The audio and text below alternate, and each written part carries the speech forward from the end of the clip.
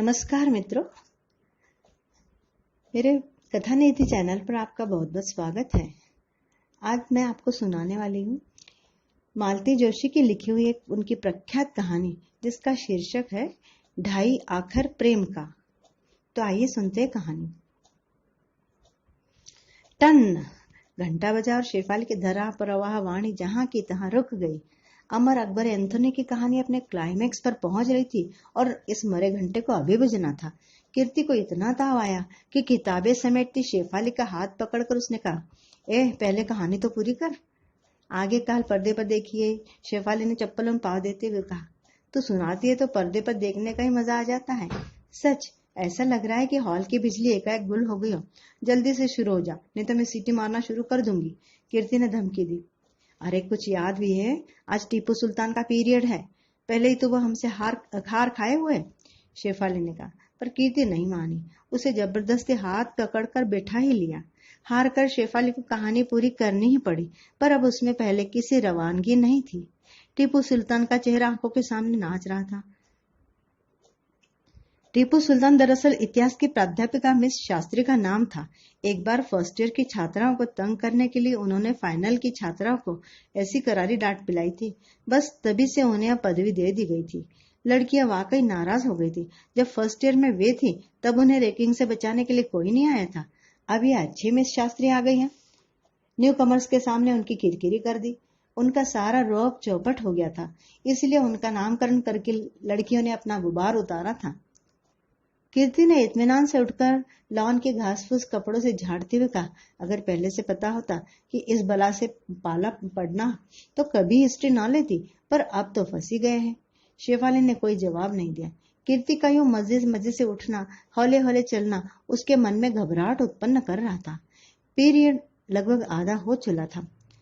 कमरे के बाहर से ही मिस शास्त्री की धारदार आवाज सुनाई दे रही थी। यह बात नहीं कि हुमायूं में अच्छे शासक के गुण थे ही नहीं, पर उसका दुर्भाग्य यह था कि वह गलत समय में पैदा हुआ था। हालात उस समय कुछ ऐसे थे कि दिल्ली के तख्त को एक आयरन मैन की, एक लौह पुरुष की जरूरत थी। अपने खूबसूरत नाम के बावजूद हुमायूं, मे आई कम इन मिस? नो।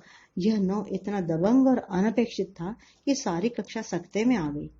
कीर्ति तो पहली कतार तक पहुंच भी चुकी थी। बुद्ध बनी वह वहीं खड़ी की खड़ी रह गई। Did you hear me? Miss Shastri के सख्त आवाज दोनों को चौंका गई। कीर्ति ने एक बार आंख उठाकर मिस शास्त्री को देखा, फिर सारी क्लास को, और फिर शेफाली का हाथ पकड़कर धीरे धीरे क्लास से बाहर चली गई। शर्म और अपमान से दोनों भीतर तक लाल हो गई थी, पर वे स्कूली लड़कियां तो थी नहीं कि इस बात पर ढुमुल ढुमुल रोती। यह प्रसंग तो उनके उफनते व्यक्तित्व के लिए एक चुनौती भर था। बेवकूफ की तरह दरवाजे से चिपकी क्यों रह गई थी? कीर्ति ने अपना गुस्सा उतारते हुए कहा। तुम्हारी वजह से मैं रुक गई, नहीं तो मैं सीधे सीट पर ही जा कदम लेती, फिर देखती वे कैसे उठाती। शेफाली कुछ नहीं बोली, उससे कीर्ति की तरह बोल्ड नहीं हुआ जाता था। दोनों फिर लॉन में आकर बैठ गई और कीर्ति ने रजनीगंधा का गीत छेड़ दिया। आगे वाला घंटा भी गीत संगीत में ही डूब गया।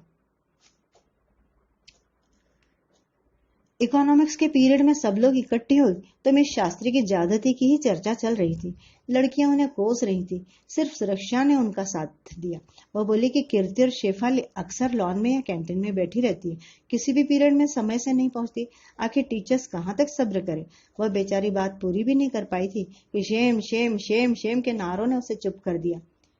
मिसेस वर्मा अपनी बिना का छाप मुस्कुराहट बिखरते कक्षा में न आती तो पता ही नहीं यह हंगामा और कितनी देर तक चलता। नई मैडम के साथ नया विषय, नई बातें चल पड़ी।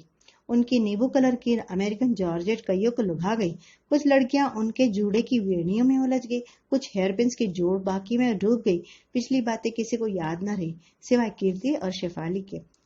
गनीमत थी कि मिस शास्त्री का पीरियड हफ्ते में सिर्फ 2 या 3 बार पड़ता था। उसे एकदम गोल कर देने से भी उपस्थिति में कोई फर्क नहीं पड़ता। कीर्ति की यही सलाह थी, पर उसकी तुलना में शेफाली कुछ दब्बू स्वभाव की थी।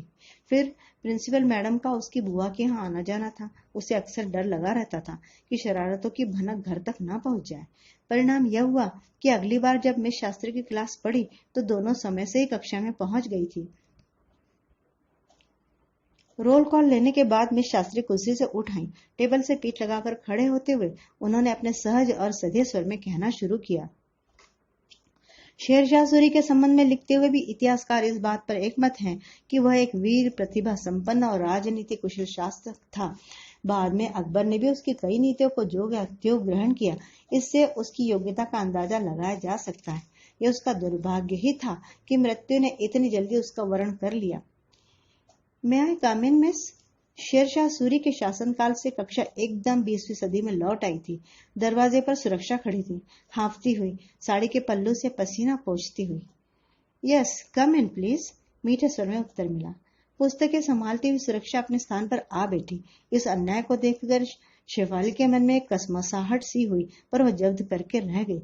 लेक्चर आगे चल पड़ा था। हाँ, तो हम देख रहे थे कि मिस, कीर्ति एकदम तन कर खड़ी हो गई। This is sheer partiality. Pardon? All late comer should be treated alike, Kirti ने रौब से उफनते हुए कहा। मिस शास्त्री कुछ क्षण उसे घूरती रही, फिर बोली, प्लीज सिट डाउन। अब शेफाली को जोश आ रहा था। एक्सप्लेन करने के लिए मैं बाध्य नहीं हूँ, बैठ जाओ, मिस शास्त्री ने दबंग स्वर में कहा। कीर्ति का हुआ वॉक आउट कर जाए, पर शेफाली का भरोसा नहीं था, इसलिए चुपचाप बैठ गई। कक्षा में बड़ी देर तक खुसर फुसर होती रही। जब शोर कुछ थमा तो मिस शास्त्री ने कहा, सुना, क्या तुम लोगों में से कभी कोई लेट नहीं आया? क्या मैं सबको क्लास से मैं अलाउ नहीं करती? इतना समझने की अक्ल तो मुझ में है कि कौन किस कारण से देर से आता है। यह लड़की सुरक्षा, इसके घर में माँ बीमार है, 4 छोटे छोटे भाई बहन, घर का सारा कामकाज निपटा कर सबको खिला पिला कर 3 मील दूर से साइकिल पर आती है। धौंकनी की तरह चलती हुई उसकी सांस देखो, तुम लोग खुद अंदाज लगा सकते हो कि समय से पहुंचने के लिए उसने कितना प्रयास किया है। खैर, लेट अस कंटिन्यू। उनकी वाणी में फिर धार आई और एक बार फिर शेरशाह सूरी का साम्राज्य कक्षा में छा गया। कीर्ति शेफाली के पेन भी चल रहे थे, पर उनके नोट्स में शेरशाह का कहीं नाम नहीं था। वे पास पास बैठी दोनों लिखित वार्तालाप करी थी, जिसका रूप कुछ इस प्रकार था। कीर्ति, तुमने सफेद कौवा देखा है? रोज काले कौवे के मुकाबले उसकी आवाज कैसी लगती? काला कौवा तो सुर में काव काव करता है। दफ्तर की घड़ी को हो क्या गया? कि हार्ट फेल तो नहीं हो गया? नहीं नहीं, यह तो टीपू सुल्तान की मैयत में गई है। अपनी धुन में मगन दोनों को पता नहीं चला कि कब लेक्चर समाप्त हुआ। देखा, सामने मिस शास्त्री मुस्कुरा रही है। सुनो भाई, मैं जरा देखना चाहती हूँ कि तुम लोग नोट्स कैसे लेती हो। आज कॉपियां ले जाऊंगी, कल लेती आऊंगी, कल तो पीरियड है ही। वंदना, जरा इकट्ठा करना भाई। और वे उसी तरह मुस्कुराते हुए कक्षा से बाहर निकल गई। घंटे की भी प्रतीक्षा नहीं की। दूसरे दिन इतिहास के पीरियड में दोनों बहुत शान से दाखिल हुई। मिस शास्त्री को उन्होंने खूब छकाया था। शेफाली ने कॉपी में से कागज फाड़ लिए थे और कीर्ति ने तो कॉपी दी ही नहीं थी। अपने शरारत का लिखित प्रमाण देने में क्या तुक थी?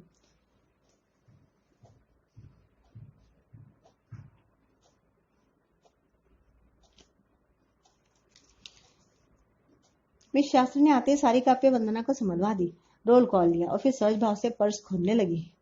बोली, पता है ना भाई, कल शाम कैसी आंधी आई थी? मैं उस समय तुम लोगों की कॉपियां देख रही थी। सारे कमरे में कॉपियां बिखर गई। उन्हें तो किसी तरह समेट लिया, पर यह अल्लम गल्लम सामान जो निकला, उनके मालिकों को पहचानना मुश्किल हो गया। रीता सक्सेना ने सारे कागज जिसके तिसको लौटा दिए।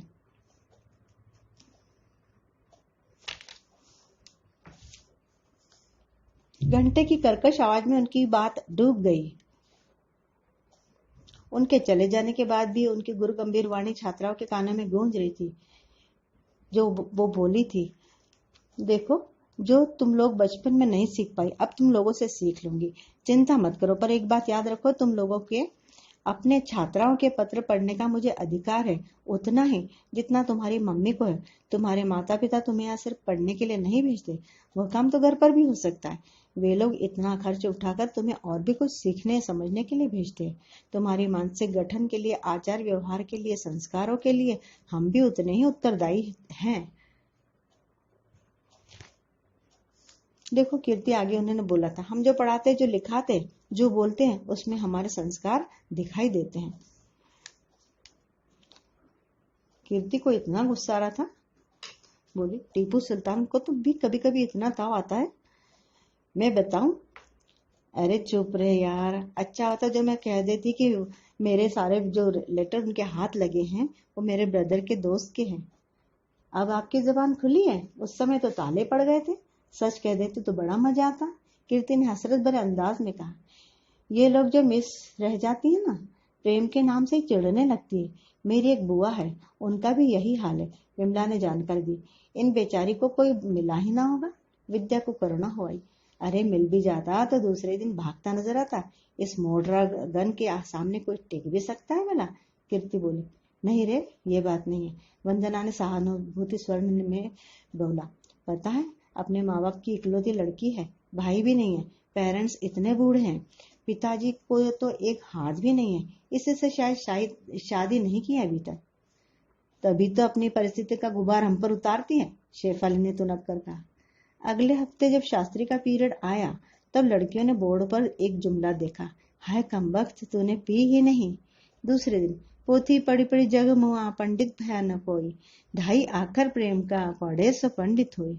फिर अगले दिन काकी जी दुबले क्यों, शहर के अंदेशे से। अगली बार इस भरी दुनिया में कोई हमारा ना हुआ। मतलब यह है कि शेफाली हर बार कुछ अच्छा सा सोच कर आती और कीर्ति अपने खूबसूरत अक्षरों में उससे बोर्ड पर उतार देती। साथ वाली लड़कियों को भी इसमें मजा आने लगा था। हर बार उत्सुकता बने रहती कि वह आगे क्या लिखेंगी। किंतु फिर भी खेल जम नहीं रहा था। जिसके लिए माथापच्ची की जा रही थी उन पर इसका कोई प्रभाव ही नहीं पड़ रहा था। वे सहज भाव से कक्षा में आती और अपना काम करके चले जाती। धीरे धीरे इस शरारती जोड़ी का जोश भी ठंडा पड़त चला। एक पक्षीय नोकझोंक भला कब तक चलती। फिर परीक्षाएं भी निकट आ रही थी। अचानक एक दिन घोषणा हो गई, फरवरी के प्रथम सप्ताह में वार्षिक स्नेह सम्मेलन होने जा रहा है। बस घोषणा क्या हुई, सभी के सभी तैयारी में उतर पड़ी। सब अपने अपने रुचि के कार्यक्रमों के लिए तैयारी करने लगी। इस बहती गंगा में भी जो सूखी रह जाती थी वे दर्शक और श्रोता की भूमिका निभाती थी। प्रतिवर्ष की भांति इस वर्ष भी स्नेह सम्मेलन आनंद और उत्साह से संपन्न हुआ। अंतिम दिन डिनर का आयोजन था। सब लोग मिलकर खाते थे। दूसरे दिन सब लोगों के नाम पर फरमाइशी रिकॉर्ड्स बजते थे। ये बड़ा मनोरंजक कार्यक्रम हुआ करता था। इस वर्ष फरमाइशी प्रोग्राम का भार कीर्ति और शेफाली ने अपने ऊपर ले लिया था। रिकॉर्ड्स का चुनाव शेफाली ने किया था। अपनी सूझबूझ का परिणाम देखने के लिए शेफाली स्टाफ के आसपास ही मंडरा रही थी। पहला गीत प्रिंसिपल मैडम के नाम था। चल चल चल मेरे साथी, ले चल खटारा खींच के। गीत के शुरू होते हॉल में हंसी का फव्वारा छूट पड़ा। दूसरा गीत वाइस प्रिंसिपल मिसेस चटर्जी के लिए था। यशोमती मैया से बोले नंदलाला, राधा क्यों गोरी मैं क्यों काला। मिसेस चटर्जी का एकमात्र पुत्र इसी वर्ष अमेरिका से लौटते हुए अमेरिकन बहू जो साथ ले आया था। फिर एनसीसी वाली मिस कर्णिक का नंबर।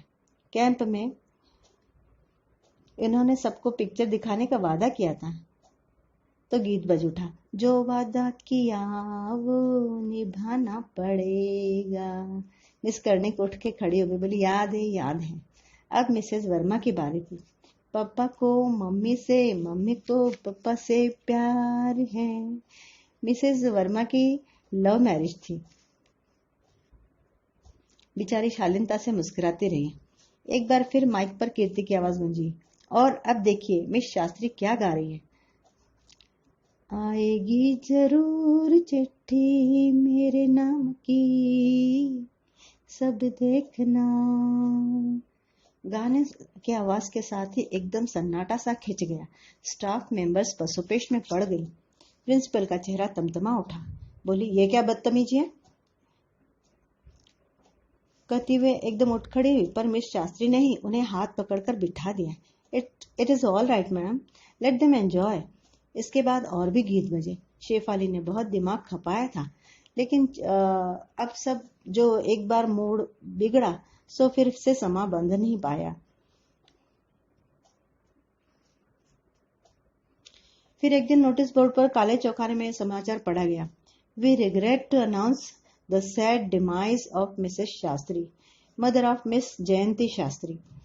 इसके साथ ही शोक सभा की सूचना भी थी और जैसा कि होता है शोक सभा के बाद कॉलेज की छुट्टी कर दी गई। कक्षा की सब लड़कियां मिलकर मिस शास्त्री के घर जाने की योजना बनाने लगी। कीर्ति और शेफाली को साथ जाना बड़ा अटपटा लग रहा था, पर पीछे छूट जाना और भी बुरा लग रहा था। आखिर उन्होंने सबके साथ जाने का निर्णय कर लिया। शाम को सब लोग झुंड बनाकर मिस शास्त्री के घर पहुंच गई। दरवाजे पर ही मिसेस वर्मा दिख गई। उन लोगों को आश्चर्य भी नहीं हुआ, क्योंकि सभी जानती थी कि मिस शास्त्री और मिसेस वर्मा में गहरी छंती है। मिसेस वर्मा ने बैठने का संकेत किया तो वे वहीं छोटी सी दरी पर सिमट कर बैठ गई। ऐसे मौकों पर क्या कहना चाहिए, उन्हें कुछ भी पता नहीं था। अपनी सदाबहार मुस्कुराहट के अभाव में मिसेस वर्मा भी बड़ी पराई सी लग रही थी। वे चुपचाप बैठी हुई थी। थोड़ी देर बाद उन्होंने कहा, जयंती से मिलने आए हो ना? पर वह तो बम्बई गई है, 10-12 दिन के बाद लौटेगी। बम्बई? इस वक्त? लड़कियों को आश्चर्य होना स्वाभाविक ही था। उसका सारा परिवार वही है ना, भाई बहन पिता। माँ तो खैर अब नहीं रही। लड़की असमंजस में पड़ गई। उनकी समझ में कुछ नहीं आया। अभी आते समय फाटक के पास में एक बुजुर्ग को देखा था जिनका एक ही हाथ था। वंदना ने बोला, शायद ये पिताजी है। तभी अंदर से एक बूढ़ी सी कांपती सी आवाज आई, कुसुम, कौन आया है? मिसेस वर्मा उठकर दरवाजे तक गई, बोली, कॉलेज की लड़कियां हैं माताजी, जयंती से मिलने आई हैं। उधर तो कौतूहल शांत हो गया, पर लड़कियां उनके कौतूहल न थम रहा था। आखिर मिसेस वर्मा ने उन्हें एक तरह से दफा करते हुए कहा, अब तुम लोग घर जाओ, मम्मी लोग चिंता करेंगी, कल अपनी क्लास में बातें करेंगे। सब अब लौट आई। अगले दिन कक्षा में मिसेज वर्मा कहने लगी, लगता है आज तुम लोगों को बैंक की कार्य प्रणाली के विषय में जानने का कोई मूड नहीं है। आपने बिल्कुल ठीक कहा मैम, हम आज और कुछ जानने के मूड में हैं। अच्छा तो सुनो, तुम लोग मिस शास्त्री के परिवार में के बारे में जानना चाहते हो ना? सुनो, उनका पूरा परिवार बंबई में है। यहाँ तो दलजीत के जयंती के मंगेतर के माता पिता हैं। जी हाँ, तो सुनो, तुम्हें शायद मालूम ना हो, मैं और जयंती हाई स्कूल से साथ साथ पढ़ते आए हैं। हम लोगों ने साथ ही हाई स्कूल पास किया, साथ ही कॉलेज में दाखिला लिया और एक साथ बीए पास किया। एमए में जाकर हमारे विषय बदल गए, पर दोस्ती नहीं। दलजीत भी फर्स्ट ईयर से हमारे साथ था, हमारा अच्छा मित्र था, पर जयंती का परिचय मित्रता की सीमा पार कर चुका था। विद्यार्थी जीवन में तो हम इस तरह के प्रेम संबंधों का अपना मजा लेते ही हैं, थ्रिल भी होता है उसका। लेकिन एमए के अंतिम वर्ष में आते आते दोनों परेशान हो गए, क्योंकि इस प्रेम कहानी का अंत सुखद नहीं होने वाला था। क्यों मैडम? वही युग युगांतर वाला जाति भेद। जयंती का परिवार 56 नंबरी ब्राह्मण तो दलजीत चौहान राजपूत। दोनों पक्ष अपने अपने कुल गौरव का हुआ बनाए हुए थे। दलजीत ने कोर्ट मैरिज का प्रस्ताव किया, लेकिन जयंती ने प्रस्ताव ठुकरा दिया। क्यों मैम? जयंती कहती थी लड़की को तो माँ बाप का घर छोड़ना ही होता है, विवाह चाहे उसकी सम्मति से हो या ना, पर इस विवाह से दलजीत का घर छूट जाए ये उसे मंजूर नहीं था। दलजीत अपने माता पिता का अकेला संतान था। उसके पिता इंडियन आर्मी में सूबेदार थे और एक बार जर्मनी की भीड़ चढ़ा आए थे। दलजीत ही उनका सब कुछ था। इसके बाद कुछ तो निराशा से उबरने के लिए और कुछ अपने राजपूती रक्त के कारण दलजीत सेना में चला गया। जयंती ने भी नौकरी कर ली। साल भर बाद पहली छुट्टी में दलजीत घर आया और आते ही उसने फिर अपना प्रस्ताव दोहराया, लेकिन जयंती अडिग थी। इस बार आलम यह था कि जयंती शादी की जिद पकड़े थी और दलजीत मना कर रहा था, और जयंती ये चाहती थी कि दलजीत किसी सजाती कन्या से विवाह कर ले। आखिर वो बोला, जंग से लौटूंगा तब सोचूंगा। लेकिन जंग से दलजीत लौटा ही नहीं, लौटा उसका सामान और उसके शहीद होने का समाचार। इस समाचार से जयंती के मन पर जो भी थी उसे शब्दों में बांधना कठिन है। हमें तो डर था कि कहीं वह पागल न हो जाए। महीने भर में उसकी शक्ल ऐसी हो गई जैसे बरसों से बीमार हो। अपने दुख का पहला ज्वर उतरते ही उसे उन 2 अभागे प्राणियों का ध्यान आया जो इस संसार में एकदम अकेले असहाय छूट गए थे। उसने अपने आप को दलजीत के घर को ही समर्पित कर दिया। अपने पिता से उसने कहा, आपके तो और भी बच्चे हैं, पर इन बेचारों को अब देखने वाला कौन है? मुझे बहू के रूप में नहीं स्वीकार कर सके तो वे पर बेटी के रूप में मुझे अपना ही लेंगे ऐसा मुझे विश्वास है। तब से उसका यही घर है, यही माता पिता है। विवाह की बात उठती है तो कह देती है, इन दोनों प्राणियों समेत जो मुझे स्वीकार करेगा मैं उसी का वर्ण करूंगी। अब ऐसा त्यागी महात्मा इस देश में तो मिलने से रहा। मिसेज वर्मा ने अपनी कहानी समाप्त की। कक्षा में एकदम स्तब्धता थी। थोड़ी देर बाद वंदना बोली, मैडम, मिस शास्त्री तो अभी 10-12 दिन बाहर रहेंगे, फिर यहाँ कौन देखेगा? यहाँ का भार मैंने ले लिया है, तभी तो उसका पाँव यहाँ से निकल पाया। आपको तो बहुत परेशानी होती होगी फिर। हाँ, होती तो है, पर इतना भी न किया तो दोस्ती किस काम की। यह कहते कहते मिसेस वर्मा का स्वर थोड़ा कांप गया कि उन्हें थोड़ी चिंता तो है बस उनके छोटे से बच्चे पप्पू के लिए। मैम, सबने देखा कीर्ति हमेशा की तरह तन कर खड़ी हो गई। मैडम, घर पर तो मेरे दादाजी है ना, उनका सारा काम मैं करती हूँ। बूढ़े लोगों की सेवा टल का मुझे अच्छा अनुभव है। आप आज्ञा दे तो मैं आपका हाथ बटाने आ जाया करूँ। तुम? विस्मय से मिसेज वर्मा की आंखें फैल गई। क्या हर्ज है मैडम, तब आप पप्पू को भी साथ रख सकेंगी और काम भी आसानी से होता रहेगा। Please ma'am, let me do this much. उसके स्वर की आर्द्रता से सब चकित थे और शेफाली अपने आप पर भुनभुना रही थी कि उसे भी ऐसा कुछ कहने का क्यों न सूझा। तो ये थी कहानी ढाई आखर प्रेम का। आशा है आपको कहानी पसंद आई होगी। अगर पसंद आई हो तो एक लाइक और कुछ अच्छा सा कमेंट जरूर बनता है। अगर आपने मेरे चैनल को अभी तक सब्सक्राइब ना किया हो तो प्लीज जरूर करें। कहानी सुनने के लिए बहुत बहुत धन्यवाद।